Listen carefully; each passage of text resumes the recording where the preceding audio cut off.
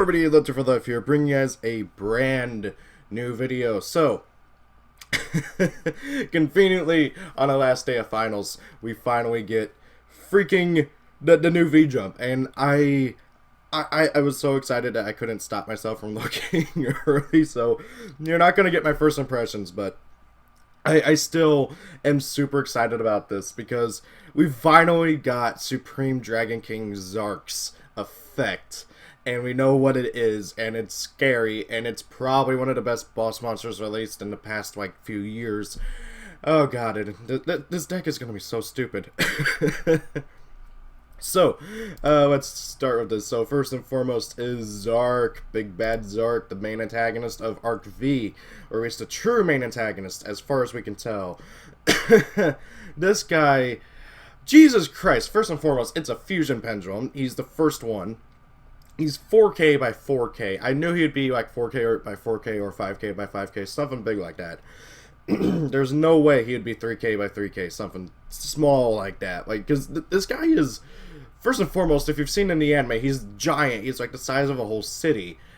And it's the fusion of Odd Eyes, Star Venom, Dark Rebellion, and Clearwing. Like, you got 4 dragons combined into one plus a human. So, this thing has to be big. I love the design on it. It looks a bit over-designed, but I love it. It still looks cool. So, Supreme King Dragon Zarc. I kind of want the dragon and the king to be switched because... No. Supreme King... Yeah, Supreme Dragon King Zarc. Because, I don't know, Supreme Dragon King kind of just rolls off the tongue a bit more than Supreme King Dragon. Just my opinion, I don't know. But they gotta keep it Supreme King because, well, Supreme King of this thing and Supreme King from GX. But anyways, so... Level 12 Dark Dragon type Pendulum Fusion Effect Monster. 4K attack, 4K defense, scale of 1. Pendulum Effect. Fusion, Synchro, and Exceeds monsters your opponent controls cannot activate their effects. Once per turn, when your opponent adds a card or cards to their hand outside of the draw phase, you can destroy that card or cards. So, right off the bat, his Pendulum Effect is really, really cool. Just being able to flat out say, hey, no, you don't get your effects for most of your extra deck monsters is really, really, really mean. Not only that, but also, he has basically a Dark Law effect. Your opponent adds something from their deck to their hand, or just anywhere from anywhere to their hand. Doesn't matter if it's from the deck, grave, field, hand, extra deck, wherever. Heck, you could have him in your P-skill. You could compulse an opponent's monster, and then you can destroy it using his effect. So it's kind of like a Dark Law effect, but I don't know if I would, like, obviously Dark Laws is better, but however, just being able to get rid of the card that your opponent just added to their hand, that is really, really mean. Also, Dark Law only hits from whenever it's added from deck to hand. So, this guy hits from anywhere. It doesn't matter if it's added from extra deck to hand, field to hand, grave to hand, deck to hand to hand. I don't know. So, now then, here's his monster effect. Fusion materials. 1 Dragon-type Fusion monster, 1 Dragon-type Synchro monster, 1 Dragon-type XYZ monster, and 1 Dragon-type Pendulum monster. So technically speaking, you do not need Odd Eyes, Dark Rebellion, Clearwing, or Star Venom. But however, you still need a dragon of each of the main summoning types. Discounting rituals, of course, sadly. So, not the easiest thing to summon in the world, but however, as we've seen with the stuff from the structure deck, he's made easier, and also the guys in the actual Maximum Crisis. Because can I just say I find it weird that we're getting Zarc and Maximum Crisis, and then we're getting a structure deck revolved around summoning him, like around the same time. Like, I don't know, it feels like Konami's trying to get as much money out of us as possible, but hey, they're a business, that's kind of their whole goal. So, must be fusion summoned and cannot be spell summoned by other ways. Okay, so there's something about this that confuses me, and we'll get to it with the future P scales.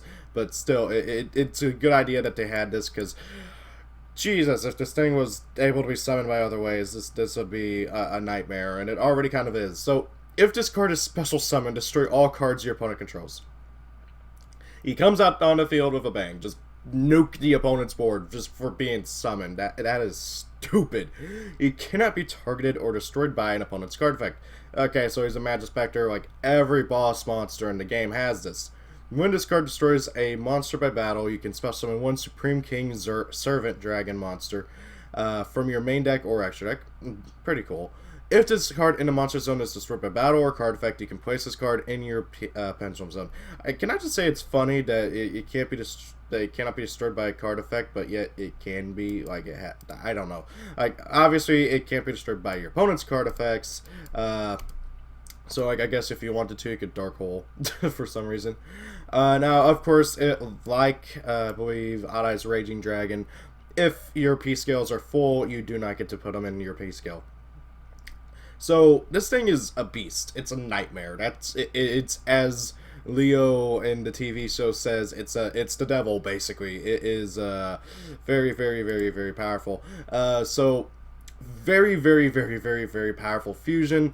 Very, very, very good P-scale monster effect. This thing is just the beast. Like, honestly, I can't wait to be building a deck around Summon It.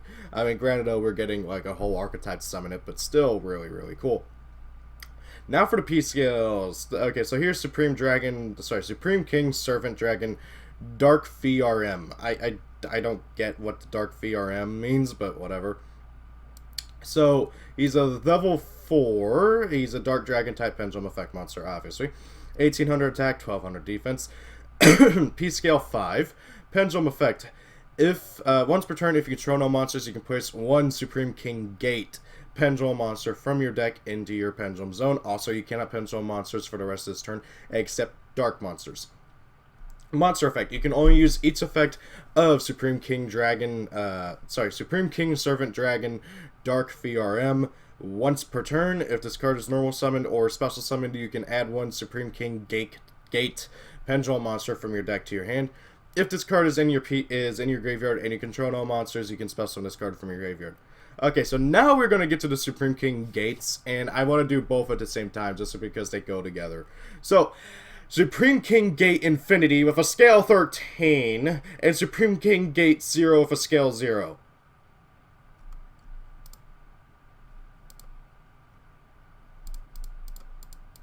Yeah, that's a thing now. That is a thing now. We can now Pendulum Summon level 1s! Finally!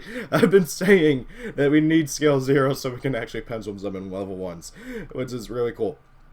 So, obviously these are the first P-scales that can summon everything in the game. And my biggest issue is that Zarc can't be special summoned by Pendulum Summon. So if he dies, even though we're getting a scale 13 to obviously accommodate to Pendulum Summon him back, I guarantee you that's going to be in the anime. Like, oh hey, Zarc is going to get killed, and then, oh hey, I'm just going to Pendulum Summon him back in the duel. Like, something like that's going to happen. I guarantee you that. I haven't been able to catch up on the anime because my main way of watching anime is down and has been down for like a week now, and it's driving me nuts. So, anyways, so Supreme King Gate Infinity, level 7 Dark Fiend type Pendulum effect monster, attack 0, defense 0, Pendulum scale 13. And now here's the scariest part: neither him or 0 are archetype specific. They are generic, which means you can throw these guys into just about anything. I can't wait to try out some ideas I'm already getting. So, Pendulum effect. If you control a monster, you cannot Pendulum Summon. This effect cannot be negated. That is very, honestly, a very necessary balance in my opinion, because it is a scale 13. Because it being a scale 13, you can Pendulum Summon everything. So it only makes sense to put some kind of restriction onto that. Now, that being said, though, guarantee you, give it a few more sets, and we're going to get a whole deck with like scale 0, scale 13s, and they're not going to have any restrictions on them whatsoever.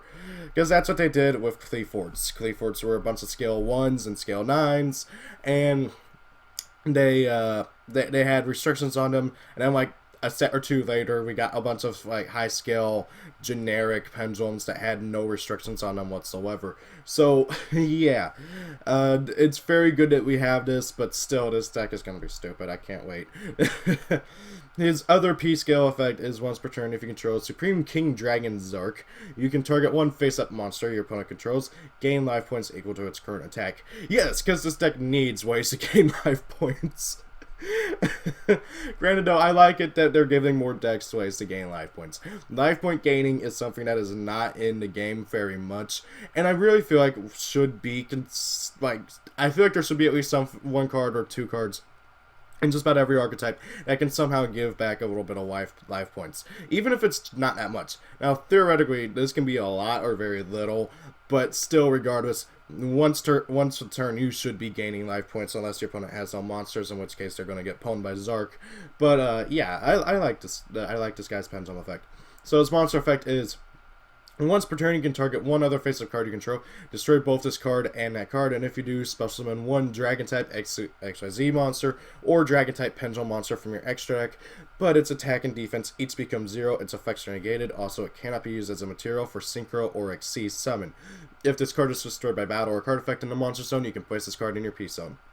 So obviously, you destroy him, you destroy something else, he goes in your P scale, and then you get a free XYZ monster or Pendulum monster, both of which have to be a dragon type. So obviously, this is supposed to be our way of easily, quote, easily getting out Zarc without having to use, without actually having to go into those creatures through their standard effects.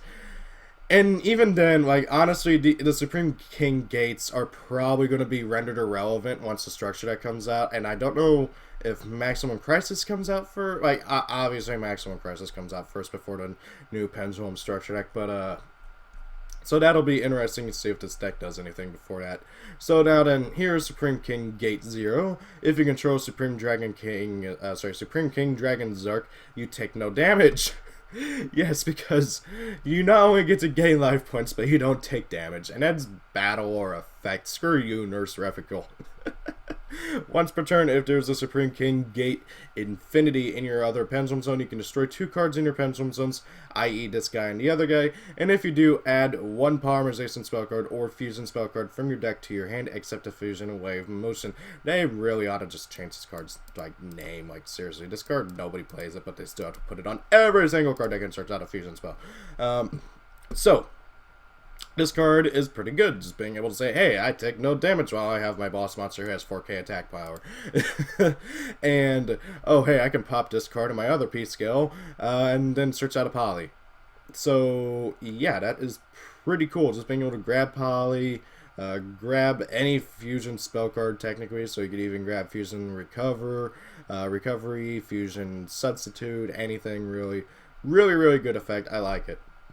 Monster effect. Once per turn, you can target one other. It's basically the same thing, but summons a Dragon-type Fusion or Dragon-type Synchro. And like the other guy, he can go into your P scale if he's destroyed by battle or card effect. Pretty interesting. Pretty good.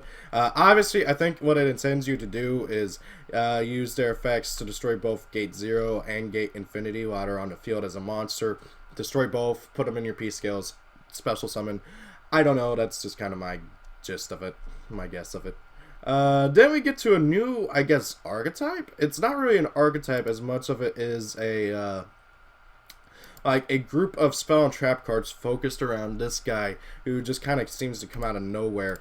And he is a Mythic Radiant, and he's the Mythic Radiant Dragon. So this kind of makes me think, are we getting a new archetype called Mythic Radiant Dragons, or is this just a whole thing right here? Because right now it's literally 1 monster, 3 spells, 2 traps. But we know the full thing about all these for the most part. So he's a level 8 worm type normal monster, 2900 attack, 2900 defense. Pretty good stats, I'd say, overall. I kind of wish he'd be 3k by 3k or something, because blue eye stats, basically. So, let's see here. He's a normal monster, obviously, but his favorite text is a ferocious dragon. It has survived countless violent battles. It underwent evolution in a maelstrom at the depths of the ocean, unleashing an ancient light from its wounded form. At last, the dragon spread its wings, becoming the radiance that rules wherever the wind rolls. But is this new radiance a dream, reality, or is it an illusion? I love that, flavor text. Yeah, I kind of hope that we do get other versions of this guy that count as the original or something, because literally, I'm not joking about this, all of the support focuses around this first, this one specific form, but it also tells the story of how he became this, which is pretty cool. But regardless, it should, yeah, it should really be able to, like, I don't know, like, we're gonna need, like, other versions of this guy, but, like, you can't have a normal monster that has an effect that counts it as the original. That's gonna be the kind of annoying thing. This is just a bunch of translation notes. Anyway, so the first spell card, two of the spell cards are equipped cards, by the way. Spiral Hold of the Mythic Radiant Dragon, equipped spell card. Equip only to a normal monster. You can only use the second effect of Spiral Hold of the Mythic Radiant Dragon once per turn. The equipped monster gains 500 attack, and when the equipped monster destroys the monster by battle, you can spell summon one Spiral to Mythic Radiant Dragon from your hand, deck, or graveyard. And if you do equip this card, do it. Then inflict 1,000 damage to your opponent. Pretty interesting effect. I like it, being able to really put in a lot of damage. Also, it turns your Spiral Mythic Dragon into a 3,400 beat stick. And I really liked the story that they're trying to tell in this, because it looks pretty cool.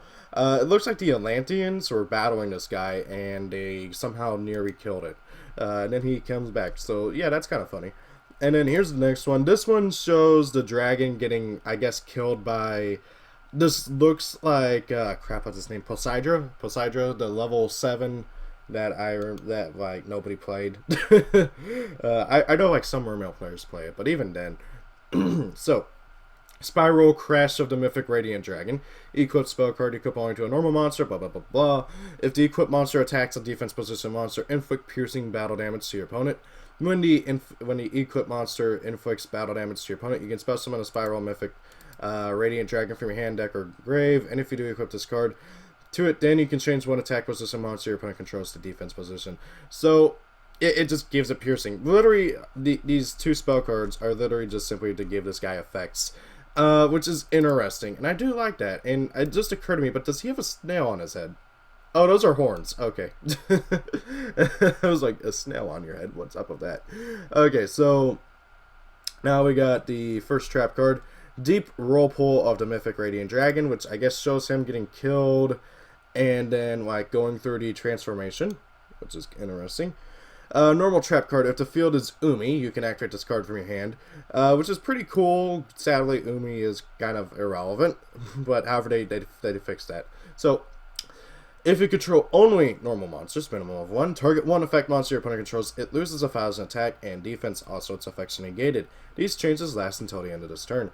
You can banish this card from your graveyard and target one normal monster you control, equip one Mythic Radiant Dragon equipped spell card from your hand or graveyard to that target.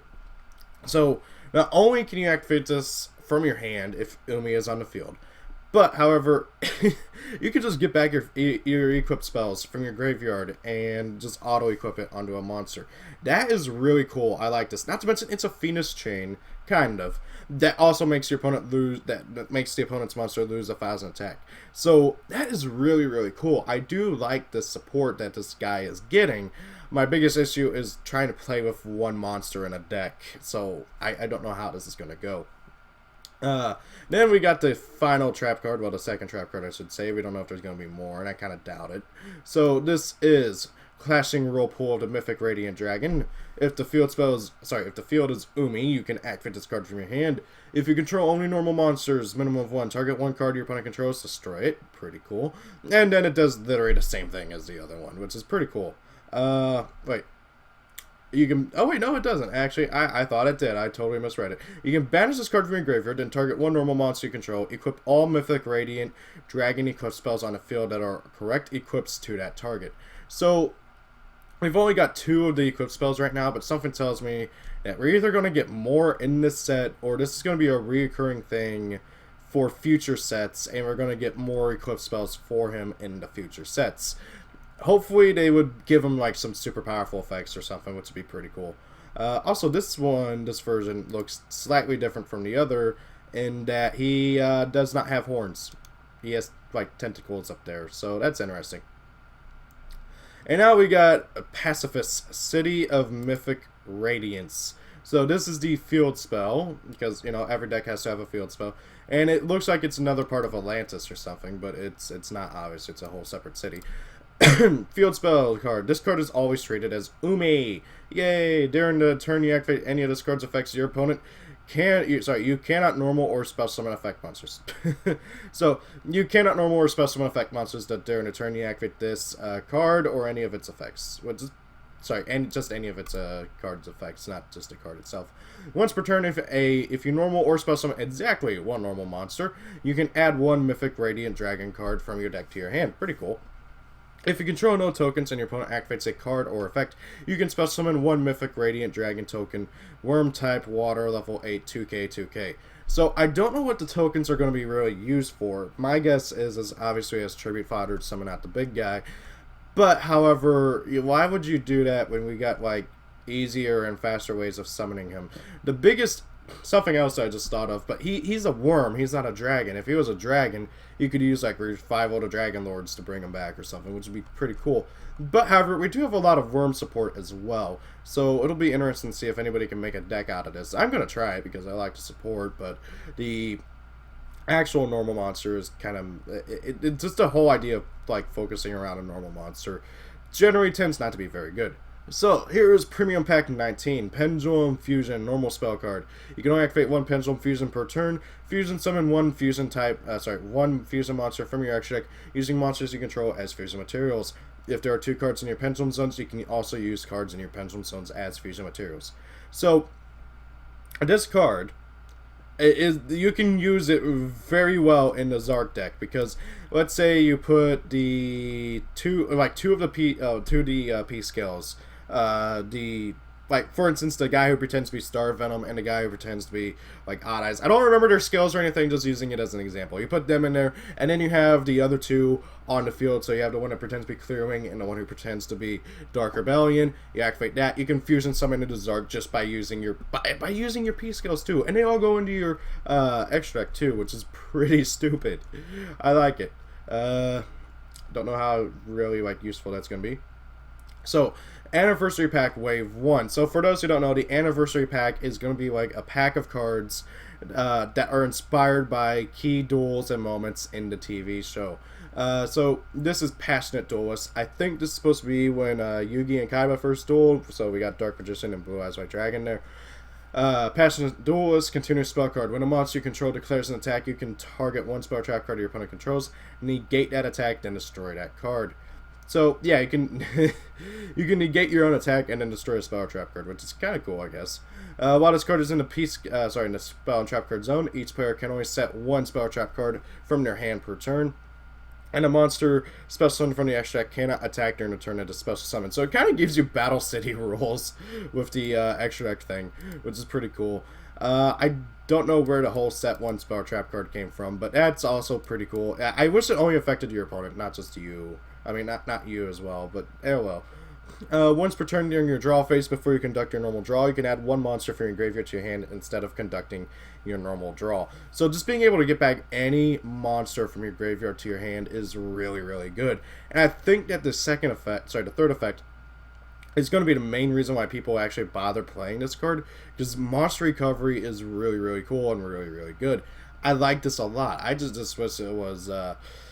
I don't know, I feel like they could have done a bit more of this. I wish this was when a monster your opponent controls declares an attack, negate it, destroy a spell or trap card, and I kind of wish this second effect only affected your opponent, but oh well. Next up are not new cards, but they might as well be. Erratas, yay! It looks like Konami's going to slowly errata every card on the ban list or something. I don't know. So, Brain Control. Normal spell card. Pay 800 life points to target a face-up monster your opponent controls that can be normal summoned or set. Take control of that target until the end phase. So you can only target monsters that can be normal summoned or set. That limits you a lot. You can't take extra monsters. You can't take stuff like Photon Thrasher. So that limits you quite a lot. Still a good card. Don't get me wrong. Take your opponent's, I don't know, Blue Eyes, summon your own Blue Eyes, go for a rank 8. Not to mention it doesn't have any other restrictions other than just pay 800, take control of a normal summon or settable monster till the end of the turn. Not to mention it still targets. So yeah, still a pretty good card.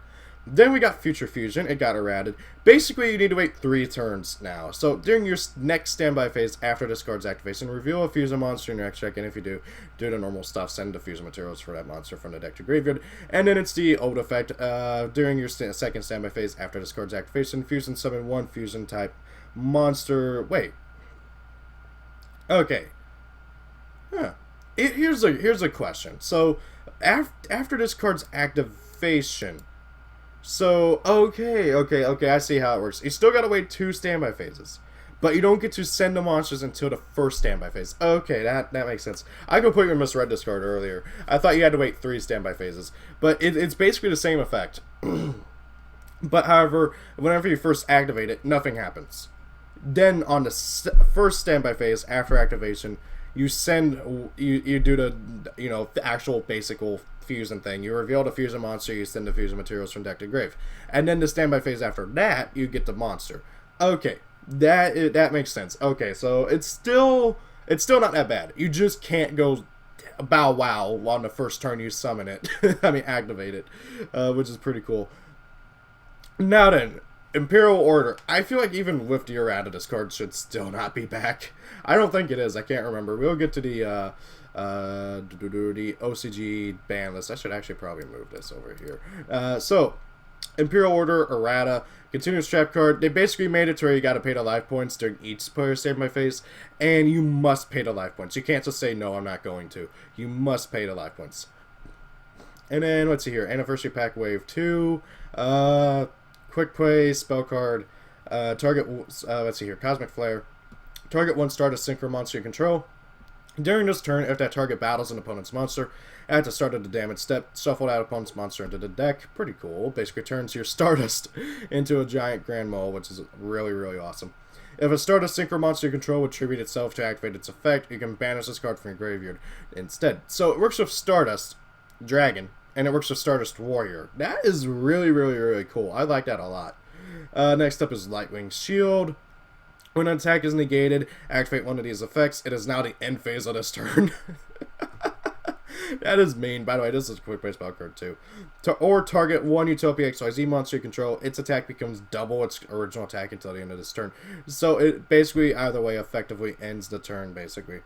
And then its graveyard effect. If a Utopia XYZ monster you control would detach 1 Xyz material to activate its effect, you can banish this card from your graveyard instead. Pretty cool, I like it. Next up is Spiral Flame Strike.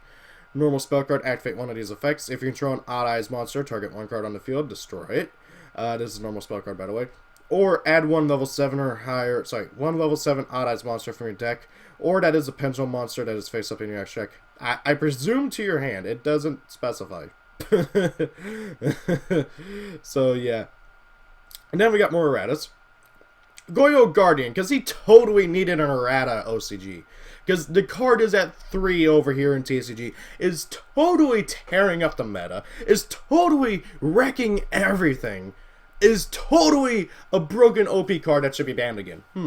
No. None of that is happening. Granted, though, they literally just changed one thing, and that's about its summoning nuisance. You now need an Earth Tuner to summon it. Why was this necessary? Like, why is it still banned in OCG? I don't get that. Like, I really don't.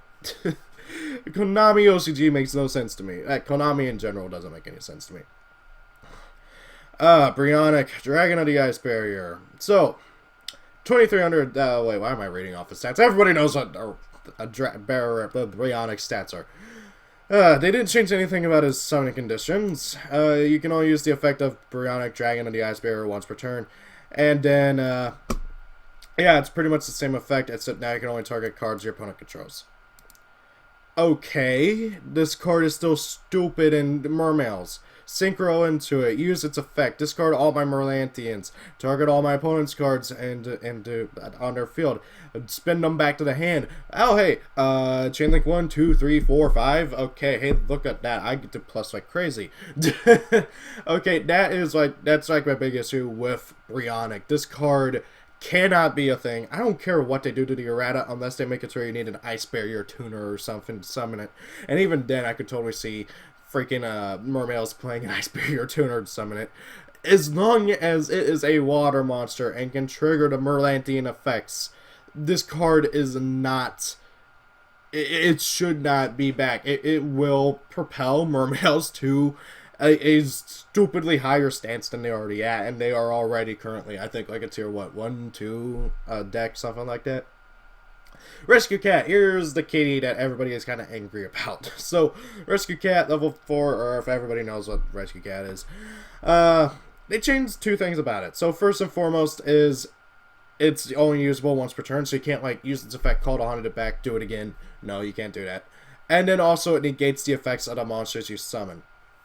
So a lot of people are angry about this, but here's the thing. You'll still be able to make stupid plays, use its effect, bring out 2 things, go into a synchro or an Xyz. It doesn't stop you from doing anything else. It just is literally once per turn, and the things you summon have their effects negated, which from what I've been told is kind of irrelevant because most of the things that people summoned off of this thing back in the day were things that really didn't have very relevant effects. That being said, though, I know for a fact a lot of people are going to be rather angry about this because people who play Madoses have been wanting Rescue Cat back because this thing with its old effect in Madoses is just stupid. I have seen the boards that Madoses can make with this thing and its regular effect, and it is just not cool at all. It's so stupid. Okay, so we are half an hour in, but luckily we don't have much else to talk about. So, first and foremost is the OCG, the ban list. So, first and foremost, Kieran has been banned in the OCG. Konami, TCG, can we please do this over here? Over here. Please, please, please. They limited Terratop.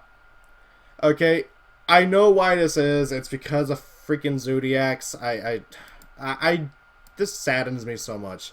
Because more than likely TCG is going to follow suit and hit Terratop to 1. And I love playing Speedroids. Speedroids is such a fun tier 2 deck. And heck, Speedroids have potential to be a tier 1 deck too. They just need a little bit more oomph, I guess. I don't know. And granted though, the deck can get away with playing 1 Terratop. Heck, usually all you need is 1 Terratop because you just keep bringing it back with like all the ways that Speedroids have to bring it back. But, however, it being hit to 1 means you don't get to see it as much, and it's just going to be so annoying, so annoying. Thank you, Zodiacs. Thank you, all those other tier 1 decks that have been abusing lower tier deck cards forever. I hate this. I hate it when low tier decks get, like, destroyed by the ban list because, oh, hey, they have 1 good card, and high tier decks use it. Oh, well. Rescue Cat is now limited in Japan. Goyo Guardian is now limited. Finally! Only after the errata came the Goyo Guardian come back. Because he totally needed to be errated. DeLorean, Tiger King of the Ice Barrier, Brionic. Totally awesome. Totally awesome. It got banned. Not banned, but limited, which is totally awesome. I'm so happy to see it limited. Fire Formation Tenki, yay! Zodiacs, yes, don't hit the problem cards in Zodiacs. Let's hit the things that hurt other decks. So yeah, Union Hanger getting limited. That's probably gonna happen over here too eventually. I don't know if it's gonna happen yet because ABCs are still somewhat new. Brain Control, Future Fusion, Imperial Order, yeah. Newly semi-limited Magician of Faith and Dandelion. That's pretty cool. I think we have Magician of Faith at 3 over here. Newly unlimited Insector Dragonfly. No. Insectors should never be a thing again. I don't care. I don't like them. I have bad memories of them. The first time the very first thing that happened whenever I got like back into Yu-Gi-Oh, I went up to my locals, got destroyed by like a 6-year-old with Insectors, and he was playing full powered Insectors, and it was not a fun experience. Star Seraph Sovereignty. I don't even know what it was at before. Mathematician, he should totally go back to 3. Mizuki, also all fusion. Yeah. Things nobody really cares about. The effects of the new erratic cards here. I saw those earlier.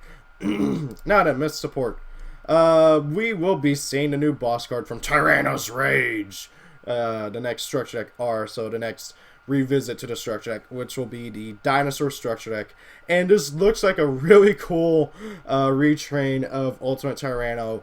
I hope it is. Like, watch it be like Omega Tyranno or something. I don't know. Or Super Ultimate Tyranno. I don't know. I really can't wait to see this. I love dinosaurs.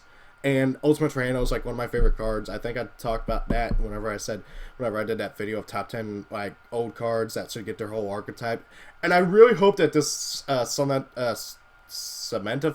can't find the word, solidifies Tyranno as an actual archetype. We have a bunch of Tyranno cards, but none of them work together, like, really at all, aside from being dinosaurs and have Tyranno in the name. Some reprints for the Pendulum Structure deck. And then we are getting a retrain of Ancient Gear Golem.